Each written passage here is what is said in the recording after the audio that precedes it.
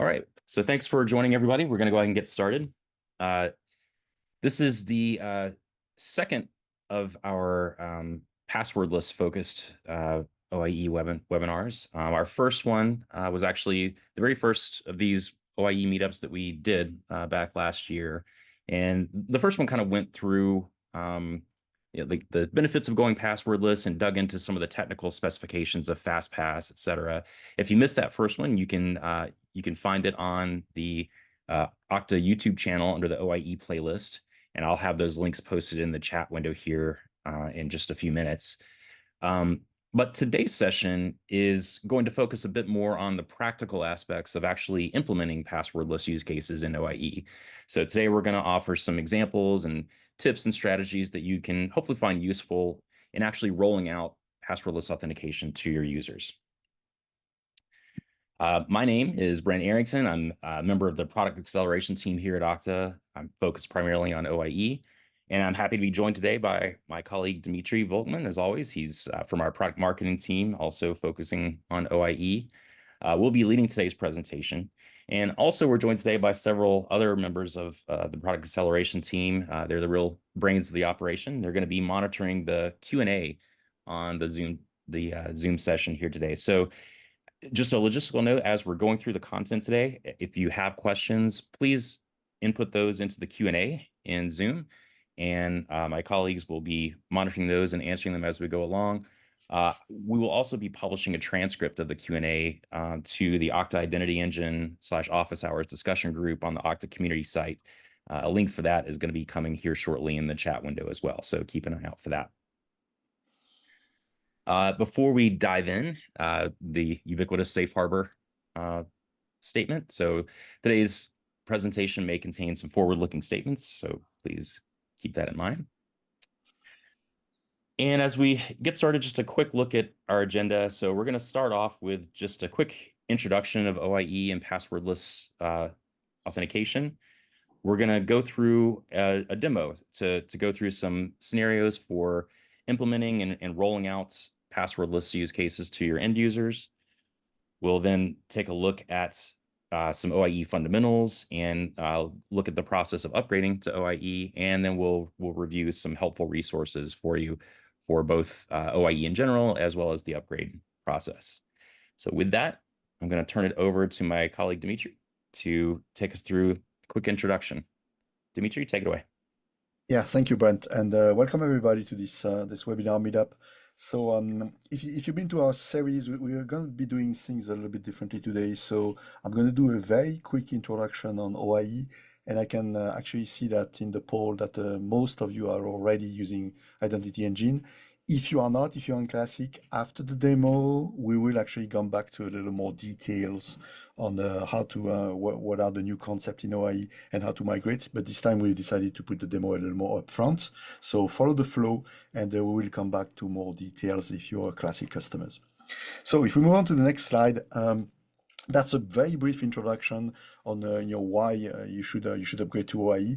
It is a free platform upgrade that delivers enhanced security and improve user experience. And there's a rich set of new features available.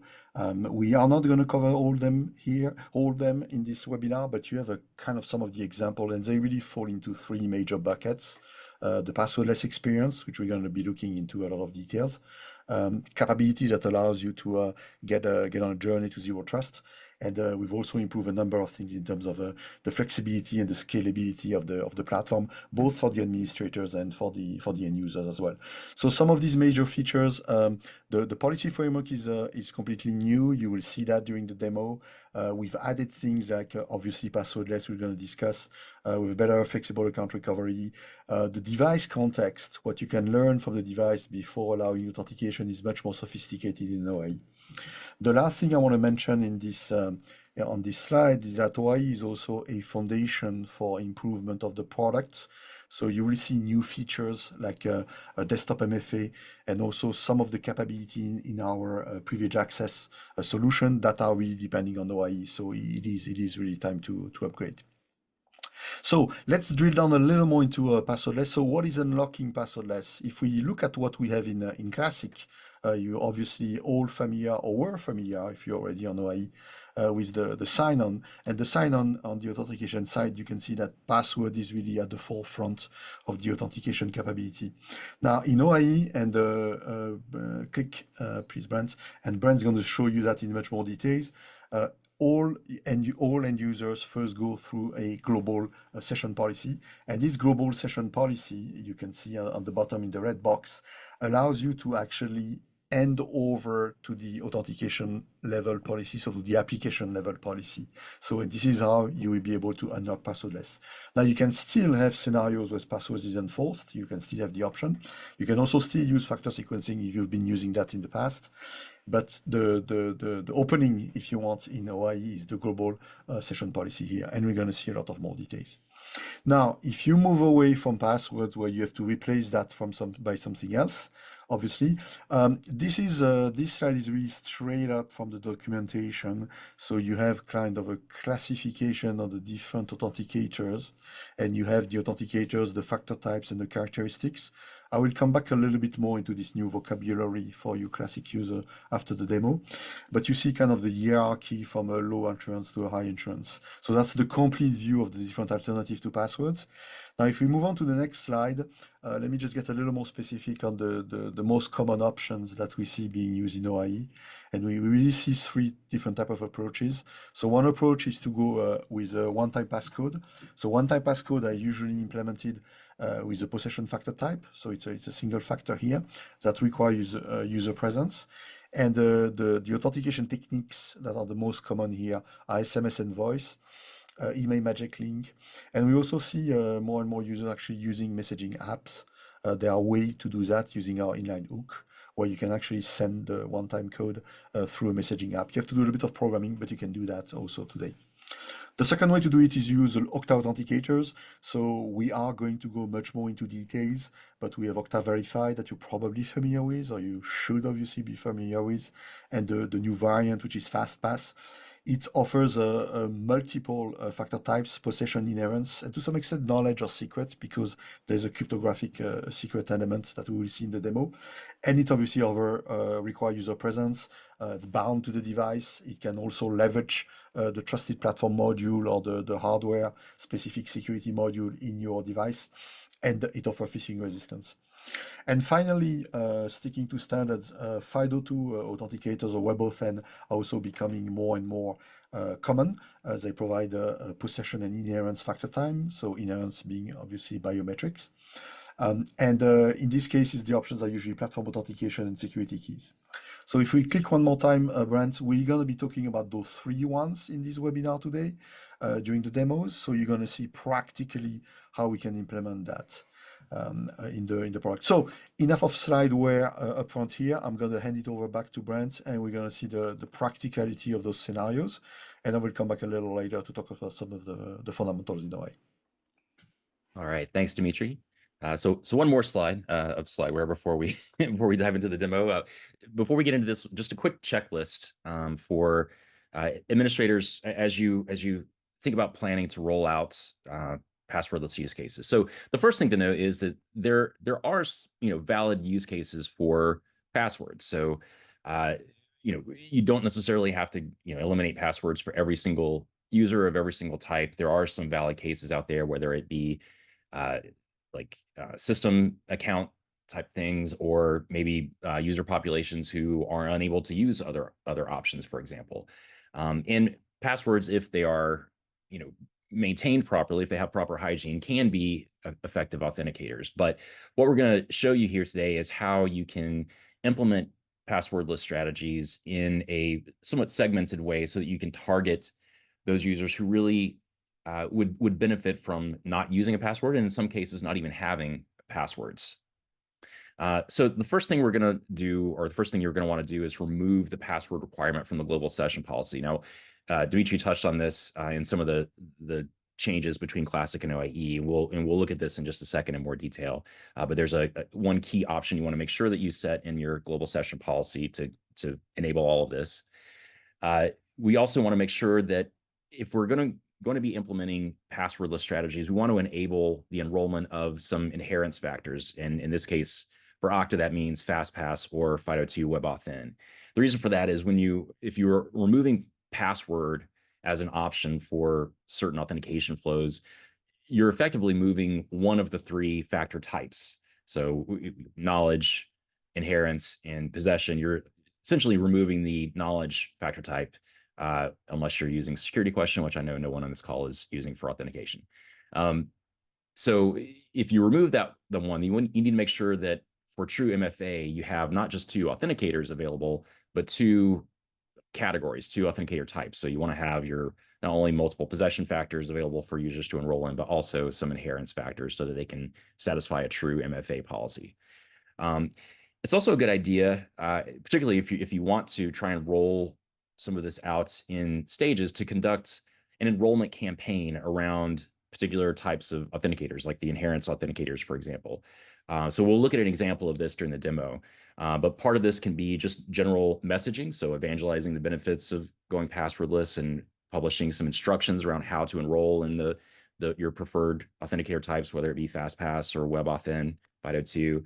And we're also going to look at an example of how you can use a test app with a targeted password policy to kind of help you drive this enrollment and also monitor the progress of the enrollment as well.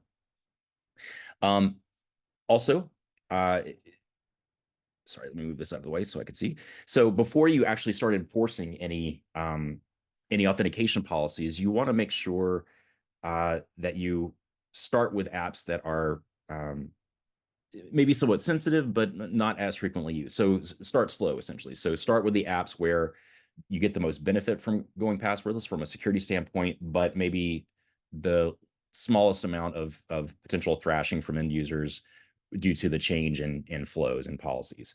So as an example, it would probably be a bad idea to start with your email application or something that people use every single day all the time.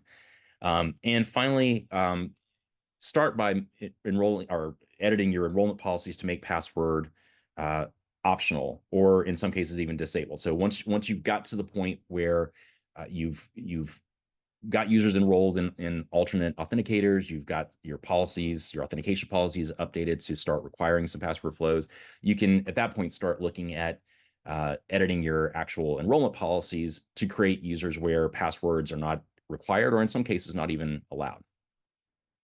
All right, now I'm going to shift gears here just a little bit, and we're going to dive into the actual demo.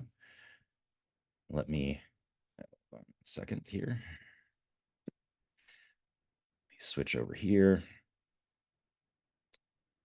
and change my screen share. And I'm going to go full screen here. All right, is everyone able to see my screen? Okay. Yes, very good. All right, so I'm going to start out by logging in as an admin.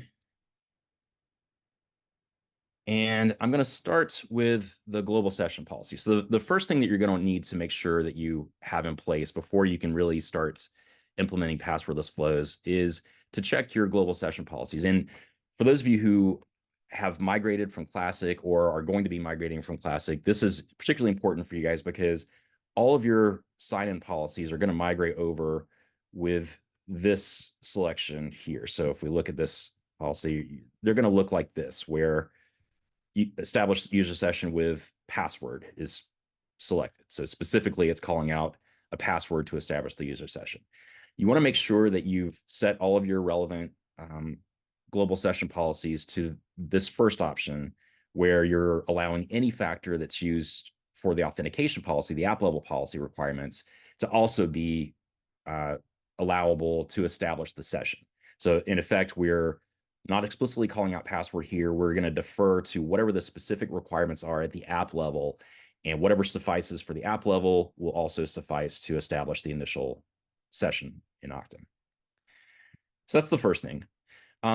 Next, if we go to our authenticators, as I was saying, before you start to, roll out passwordless authenticators, you want to make sure that you enable authenticators of some type other than just possession alone, because if you start eliminating password, you're eliminating knowledge effectively.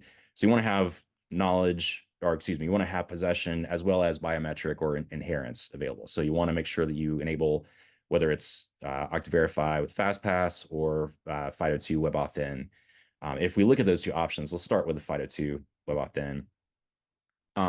There's some options you can set around these in terms of what's required for enrollment. For FIDO2, I guess interestingly, you can also create authenticator groups. So if there are particular types of WebAuthn, FIDO2 authenticators that you want to support, and maybe others that you don't, because WebAuthn can encompass a lot of different things. You can actually create targeted authenticator groups. If you look at this, you can see a complete list of the recognized groups here. So you can see all different types of FIDO2 devices that you can choose from to create an authenticator group. And then once you create the authenticator group, you can reference that specific group in your enrollment policy so that you can actually limit the types of FIDO2 devices that users can enroll into a specified list of devices if you so choose. Or you can also leave it open if you don't really care what type of device they use. For Okta Verify, if you've migrated from Classic and you already had Okta Verify enabled in Classic, what you're going to see when you first migrate over is something like this, where you've got the Classic TOTP and push notifications that were available previously enabled, assuming you had them enabled in Classic. But now you just have a third option, which is the FastPass methodology. When you enable FastPass, you've got a few additional options here. So first off, you can choose whether or not you show the little sign in with Okta FastPass button on your login screen. If you're going to be rolling this out in stages, obviously you probably don't want to expose this button. Once you have everybody enrolled and that's sort of your standard, then you can check this on for just additional ease of use for users, so they can just click the button without having to type in their username, and it'll automatically prompt the Okta Verify FastPass app to open and log them in with their default account. You can also set some requirements around what other methods are allowable to complete the enrollment. So the enrollment process for Okta Verify basically is just an authentication to your Okta org with some existing authenticators. So this is where you can add some constraints around what authenticators are actually allowed to complete that enrollment. So if you want to leave it open to anything, you can do that. If you want to require higher security methods, then you can do that as well.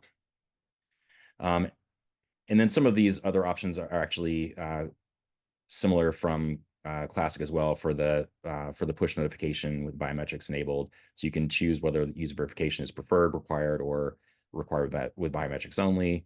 And you can also, for the push notification, you can choose whether or not you want to do the number prompt for high risk or for all push attempts. Now, once you have some additional authenticator types enabled, the next thing you want to look at is your enrollment policies around those. So in my case, I've got a pretty simple policy structure. I've got my default policy, which is basically the primary policy for everyone. I've got a separate policy here for highly privileged users. But if we start with the default policy, this is going to look very much like what most of the Classic style enrollment policies would look like. So password is always required. And then you can have other authenticator types that are either optional or required as you see fit, or you can disable some of these as you want. Now, what we have the ability to do in OIE is to make password optional. So in OIE, you can have one of two authenticator types set as your sort of required or bootstrap authenticator. So it can either be password, which we see here, or you can have it be email. So email could be required as sort of your bootstrap authenticator, and that frees you up to make password optional if you want, or in some cases, even completely disabled. So I'm going to go ahead and add a quick policy here.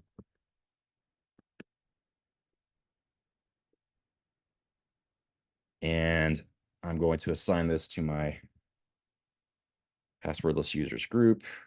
I'm going to make email required. And I'm actually going to, well, let's just make password optional for these guys for the moment. And I'll leave everything else as optional as well. Right.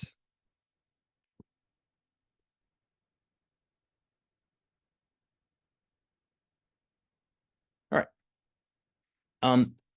Now, next thing we want to start looking at are the actual authentication policies themselves.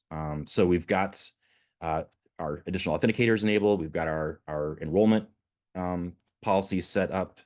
Now we can actually start looking at the authentication policies themselves, and we can start making some adjustments to those policies based on users who may not have a password or that we want to start moving away from using passwords. So if I take a look at like some of my existing policies, I'll just start with this low assurance policy. So right now I've got one rule for my privileged users and then my catch-all rule for everybody else. And we can see that this is only requiring one factor, and password is one of the allowable factor types. But I'm going to add another rule, and I'm going to associate this.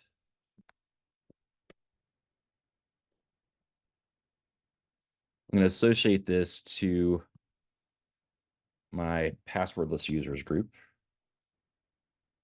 Actually, I've got another group, which I'm going to use later for FastPass enrollment specifically. So I'm going to target that group. So this group is representing users who have enrolled in FastPass. So I'm going to target those users for this group. And I'll also target my passwordless users for this one as well. And what I'm going to do is say, this is still my low assurance, so I'm gonna say any one factor type, but I'm going to specifically disallow password. Now there are a number of ways you could approach this. You could use some of the constraints. So I could set this to possession factor and then add some constraints around that possession factor. Or this is now a new capability that's just recently been added where you can specifically either disallow or allow particular authentication methods. So for this example, I'm just going to explicitly disallow password, which means that everything else is still in play because this is a low assurance app, and I'm going to prompt only when there's no session. We'll save that. And this is just letting me know that this is not necessarily the strongest policy in the world, but I know that because it's my low assurance, so I'm going to save anyway. All right. All right, so we've got our new rule added. So you could take the same approach to all of your policies. So if we look, all of my different buckets, I've got my low assurance that we just looked at. I've got high assurance. I've got medium assurance. You can take that same approach to target specific groups of users that you want to begin enrolling in these passwordless flows and modify your existing policies that way by targeting groups. Speaking of the groups, let's take a look at the groups I have in place here. So if I look, I've got a number of groups that I'll call out here that are going to be used as part of this whole rollout strategy. We've already looked at a couple of them. So one is this FastPass enrolled group. The intent of this group is to identify users who have enrolled in FastPass. And we've got a couple ways that this is going to get populated, which I'll show in just a second.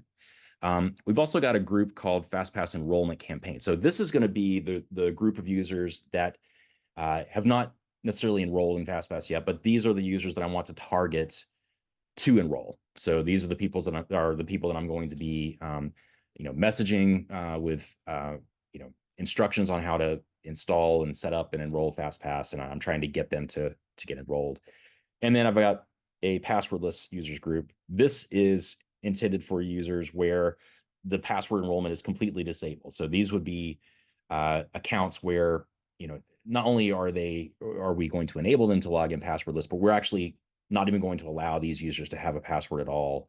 And we want to make sure that we identify these users because we're going to need to make sure that we target our policies accordingly for this group since they don't have password as an option at all. So we need to make sure that whatever requirements we place on the authentication policies for this group of users take into account the fact that there is no password at all as an option for these users. All right, next, let's take a look at some applications. So as part of this rollout strategy, I'm going to use a couple of applications to kind of help me both spread the word about this enrollment campaign and also help me kind of monitor and verify when users have successfully enrolled in this example, FastPass is what we're going to be targeting as far as the authentication method. So if I look at my applications, I've got a couple of different applications that I've created here. One is just a simple bookmark app. So this FastPass enrollment app, this is just a simple bookmark to a set of instructions. And this is something anybody could throw together, just a simple web page with instructions on how to download, how to install, how to enroll in FastPass. So you can throw in screenshots, as much as much detail in the instructions as you want, but basically just give some instructions on how the setup process goes. And then from this web page, I'm actually going to have a link where I can test my the success or failure of my FastPass enrollment by hitting the next application, which is this FastPass enrollment verification. And this is just a simple glitch app. It's just a single page app, but it does require authentication. So I am going to actually be able to validate that I'm able to successfully authenticate and get a token for this application. And that successful authentication is going to be my indicator that FastPass enrollment was successful. And the reason for that is if I look at the policy, the authentication policy for this application, I've created a special policy called FastPass required. If I look at the details of this, I'm basically explicitly calling out FastPass as the only authenticator allowed for this application. So I can be very targeted for this test app to help me drive and monitor and validate the specific authenticator enrollment that I'm trying to drive toward with my campaign. I can also, as I'm going through this process, I can kind of monitor the progress of the enrollments in a couple different ways. So one is I can look in the system log. If I go to syslog, and I'm actually going to target, I'm going to get to this a slightly different way, because if you're like me, I always forget what all of the syslog queries need to look like what attributes I'm looking for and what strings I'm looking for. So I'm going to do this the lazy way. And I'm going to find a user that I know enrolled in FastPass. I'm going to view logs for that user. I'm going to find that entry. So I'm looking for activate factor for user. Here we go. So let's expand this entry. And we can see, so first of all, let's look at the event type. So our event type is activate factor for user. So if we key off of that, we can see this populates our query for us. So we're looking for event type user MFA factor activate. And specifically, I want to look for FastPass. So if I go to this entry again, I know this user enrolled in FastPass. So what I'm looking for, if I look at the outcome reason here, I could see some details on exactly what this is. So this is telling me that the reason for this entry is the user set up sign nonce factor. This is the, I guess, the sort of technical name for the FastPass authenticator, that it's going to show up as sign nonce. So if I add this to my query, and then if I take my dates back a little further, just go as far back as I can, then I can get a list of all the different users who have successfully enrolled in FastPass.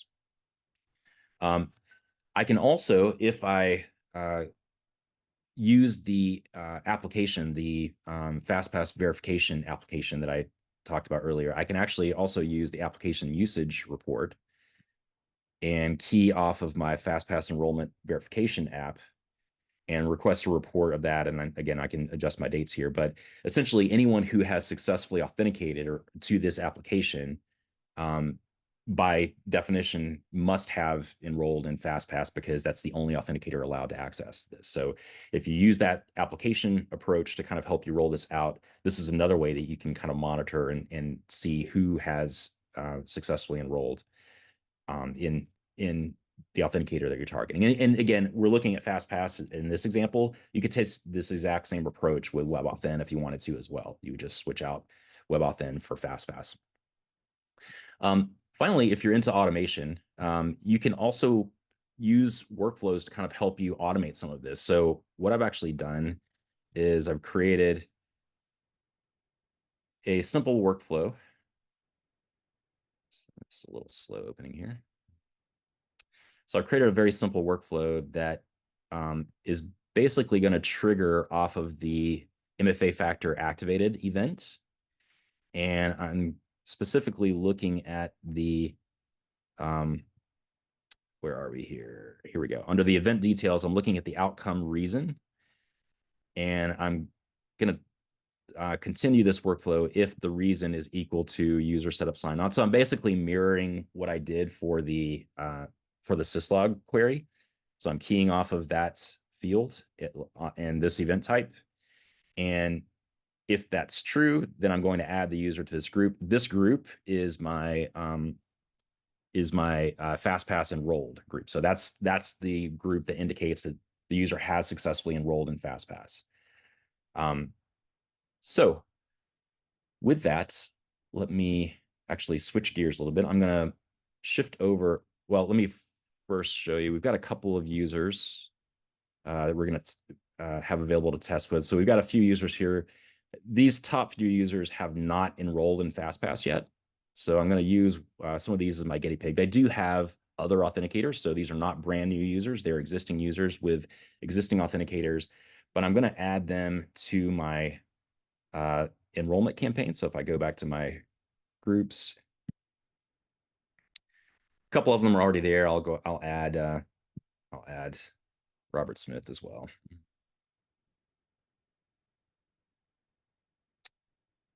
Right. Now, if I switch gears and log in as an end user, I'll start with Johnny Marr.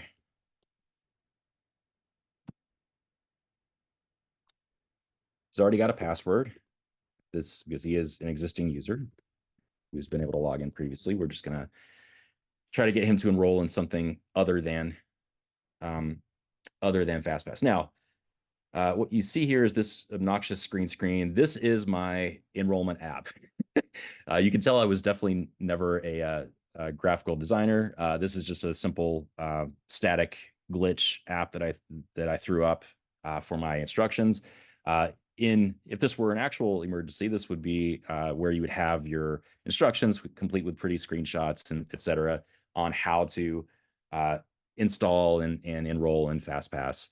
At the end of the day, what you want to get to is something like here. Oh, and I guess before I kind of drop off of that, so to be even more obnoxious, I set that enrollment app to auto launch on login. So that's why it took me straight here. Now you don't necessarily have to do that, but if you want to be a little more overbearing, if you have users who might ignore apps, then this is one way that you can really be in their face and get them to enroll as you're going through your enrollment campaign.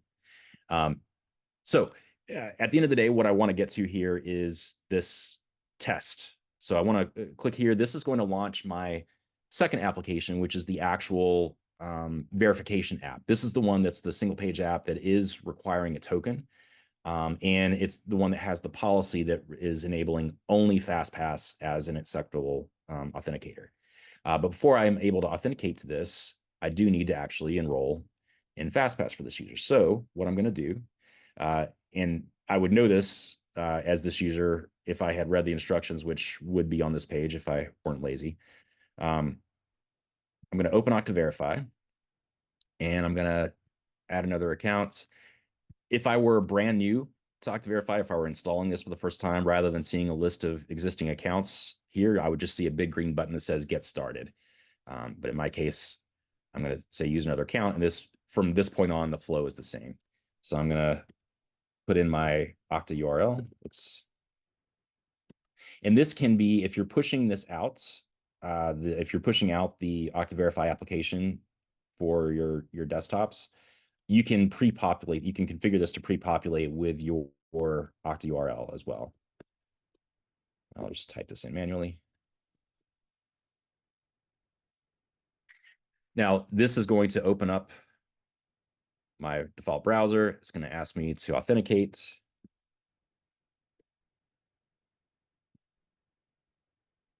And I'm going to get an email. Actually, you know what? Let's do my Google Authenticator. It'll be faster.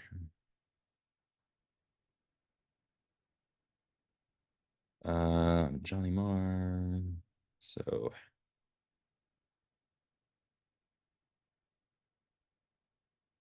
all right. I will enable Touch ID. I'm going to skip setting that as defaults, and I'm done. So now let me go back here and move this bar out of the way so I can see. So now that I've enrolled, if I test my FastPass enrollment, it sends me right to FastPass because that's the only authenticator allowed for this application, and success. Now, if I go back and look at my, just get rid of this window.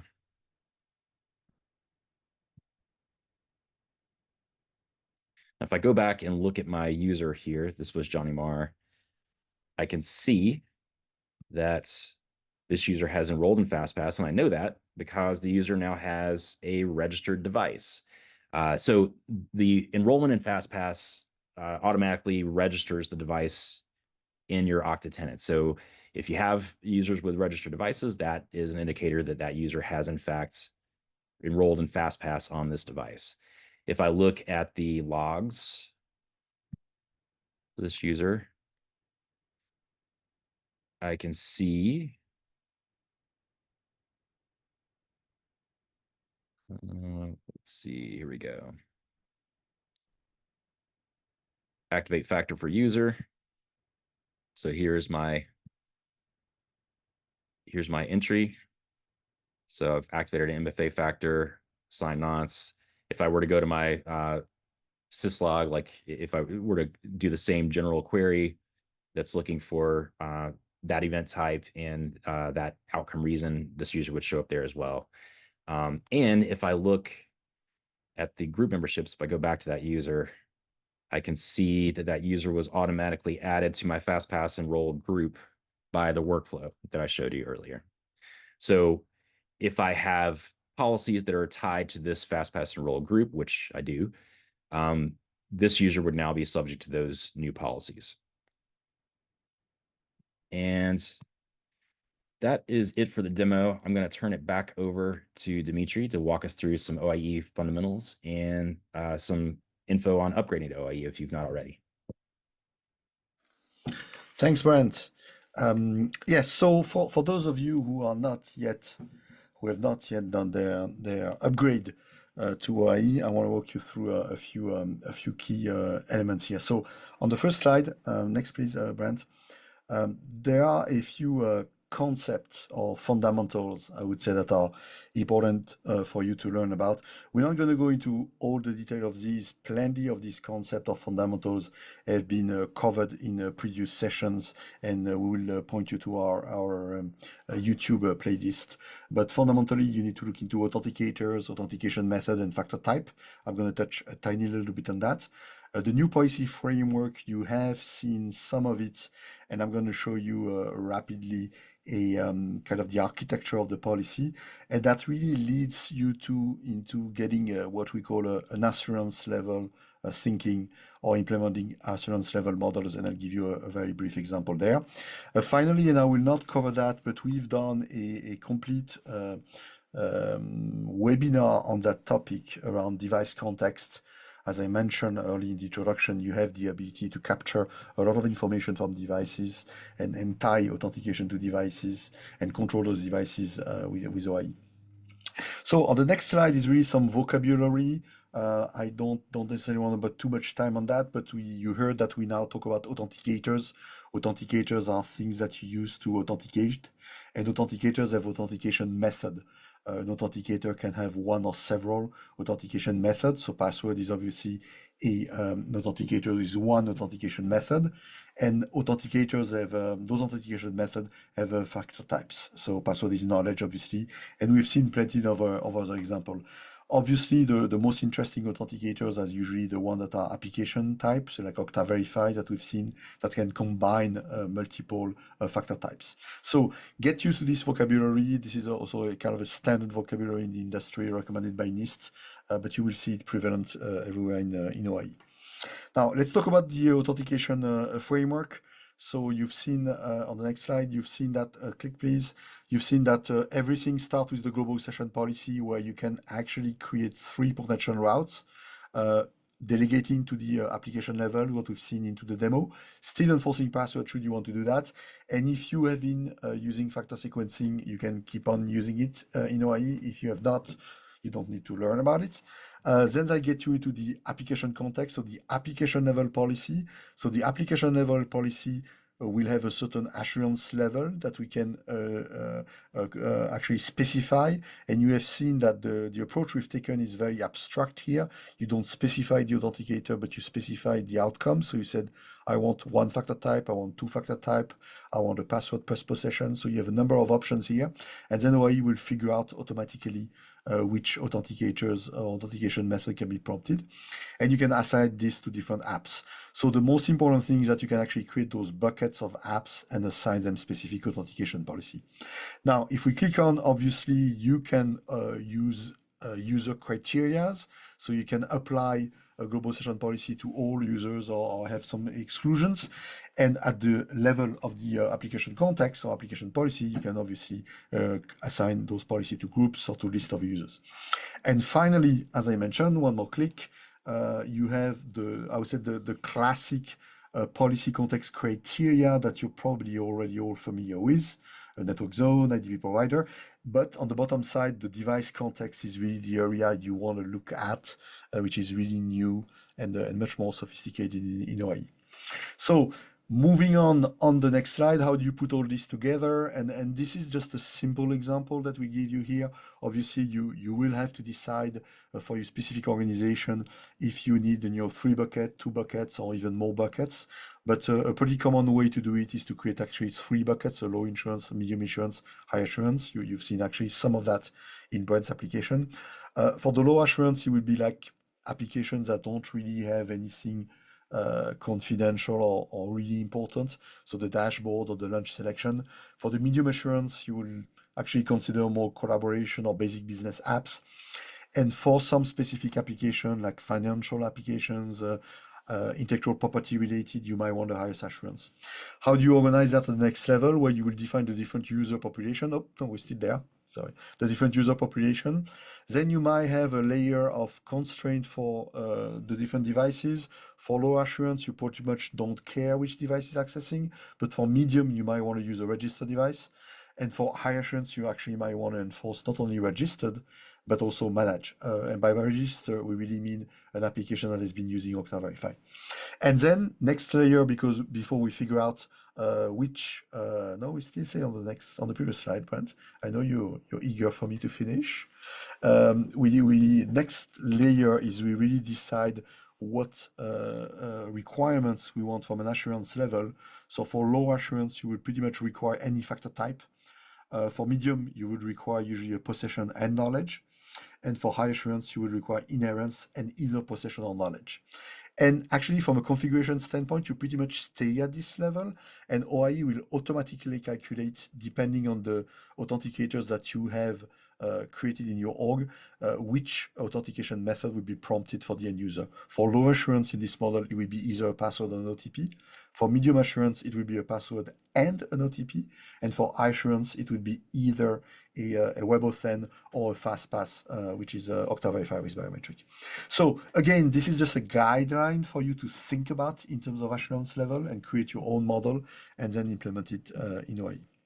So these are some of briefly, some of the fundamentals. Now, before you get into your upgrade process, the guidance on the next slide that we also want to give you is I'm not going to detail all those things, but you have to think about basically 2 buckets. The first bucket is that there are some end user experience key changes on top of the one you've seen during the demo.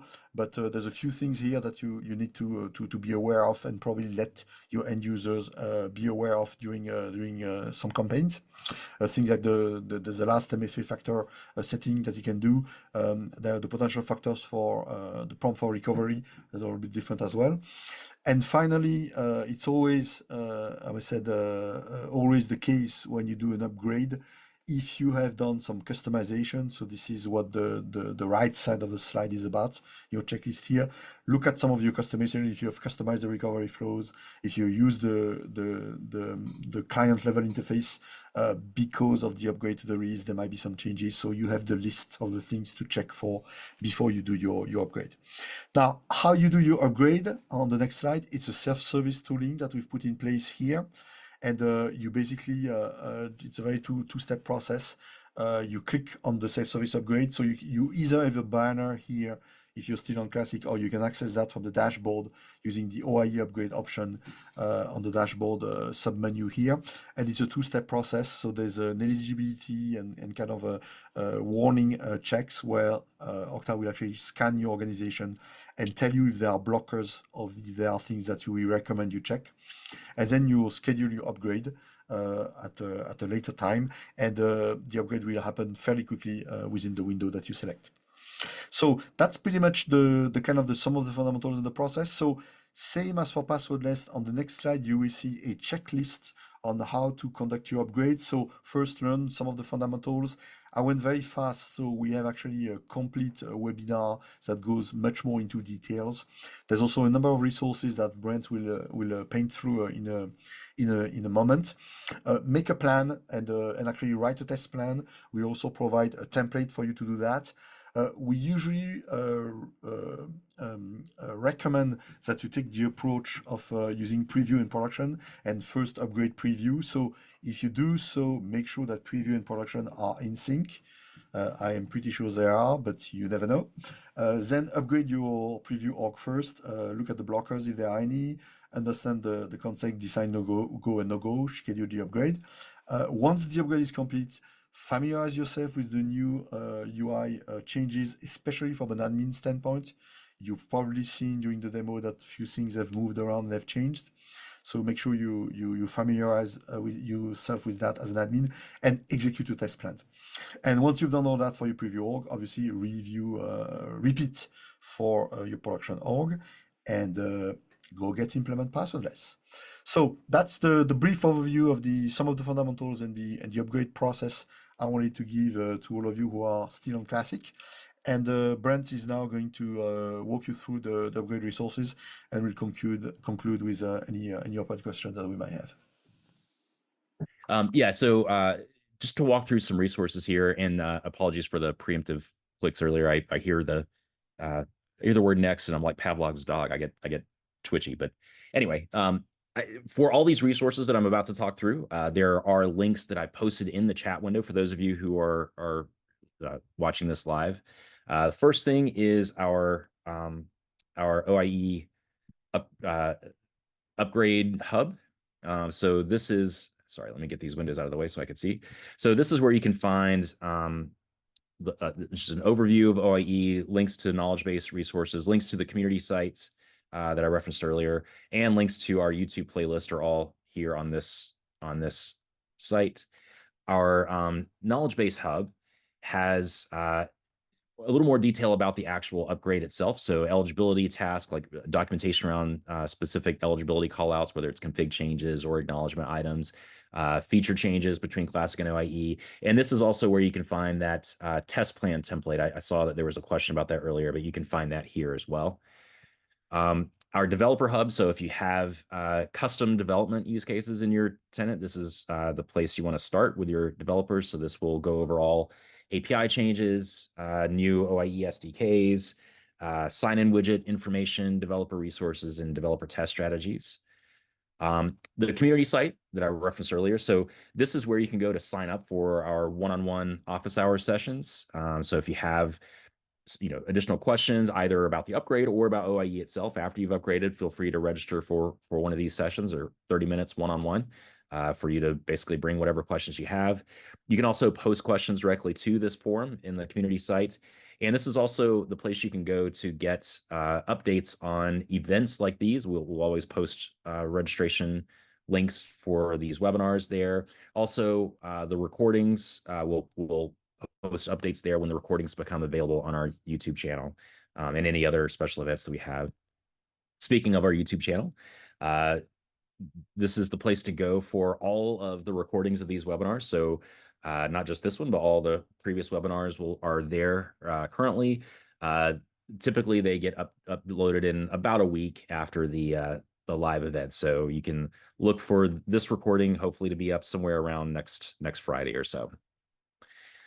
And finally, I see we've been answering questions feverishly in the Q&A. Do we have any remaining questions that we can address live while we have a couple minutes?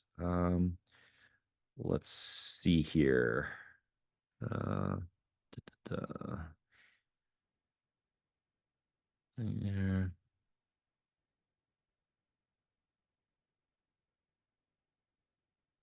Let's see. It looks like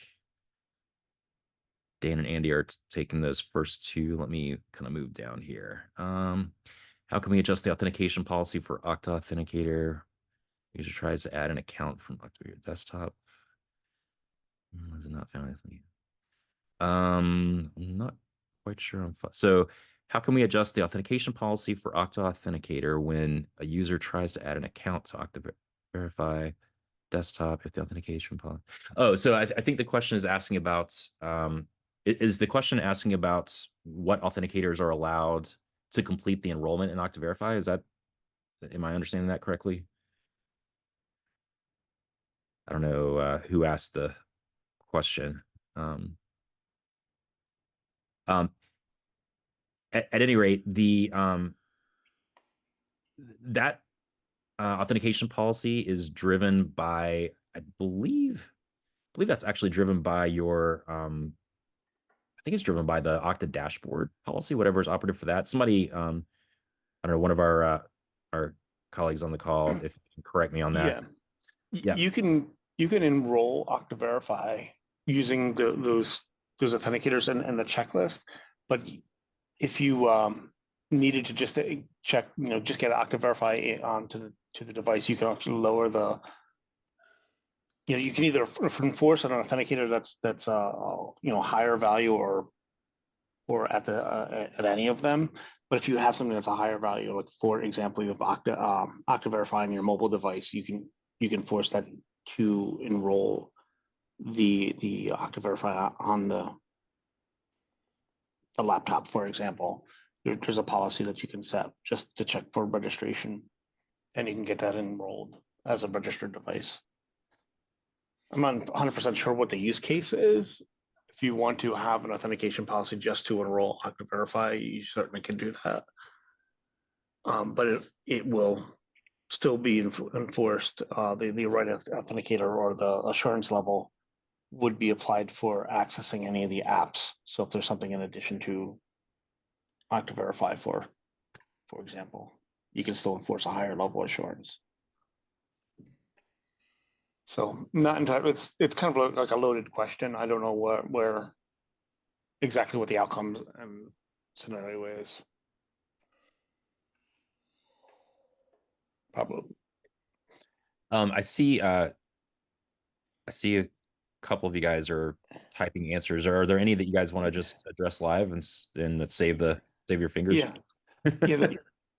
I'm not entirely certain on the clamshell mode when we notice the FastPass will still allow use of password only coming from the device instead of denying access with biometrics only. I'm not entirely certain if that may be a restriction for the device access where being able to use Okta Verify on the laptop. That one we're probably gonna have to follow up on. All right. And then Rashir, I see you're answering the one about the launch dashboard from the Okta Verify app. I have not seen. So I just tested it in Okta on Okta, and I tested it with my test tenant. It works for me. So I was just asking Charlie, does he possibly have a policy or something that is blocking it from certain networks? Like did he turn on, if they have turned on like, blocking Tor or VPN, and maybe his phone's on a VPN or something like that, that would give you a 403. Or if you're blocking it from non-corporate devices, could definitely do that. So definitely open up a support case, but I am seeing that it's working for like Okta on Okta and my test tenant. So hopefully that answers your question. All right. I see a question just came in. To drive user behavior, can we prompt users to enroll in Okta Verify FastPass at next login? No, not exactly. The best option there would be to do something like what I demonstrated in the demo, where you have sort of an app that you're using to trigger that. You can do the combo where you have the instructions, and then from the instructions app you trigger the actual verification app, or you could create a verification app and just use that. But yeah, I guess you could try to do something similar with with say the dashboard, for example, but then you could end up with users who just get like unable to log in, which is going to cause you a lot of headaches with support tickets. So you want to probably approach that with a dedicated app that's targeted to that specific authenticator that you want to enroll. All Do we right. have a raised hand from Chris? Do we want, or do we have time? I know we're a little bit over time, but do we want to have a live question, I guess, from Chris? Yeah, let's see. Where can we? I can allow it to talk if you want. Yeah. There we go. You should be able to unmute yourself now, Chris. Oh, thank you. That was actually my question about the Okta Authenticator. Okay. I was wondering because there was no way for me to follow up. So if I try to add an account to the Okta Authenticator app, it brings me to a logon screen saying that I'm logging into Okta Authenticator on the org. So I just wanted to know, like, if there was a way that we wanted to restrict, let's say, not let users add their computer or not let them do it when they're off the network. Is there a way to change that policy like there is for other apps? So what you can do, you can't necessarily stop them from enrolling. What you can do in your authentication policy is you can restrict where FastPass can be used to authenticate. So if you wanted to, for example, restrict it to only managed devices, you can include that criteria in your policy, and basically, omit FastPass as an option for the non-managed rules. Okay, cool. So they can enroll. We can't stop that, but we could just not let them use it. Correct. So there's nothing you can do like out of the box, but some customers have come up with novelty ways of restricting it, right?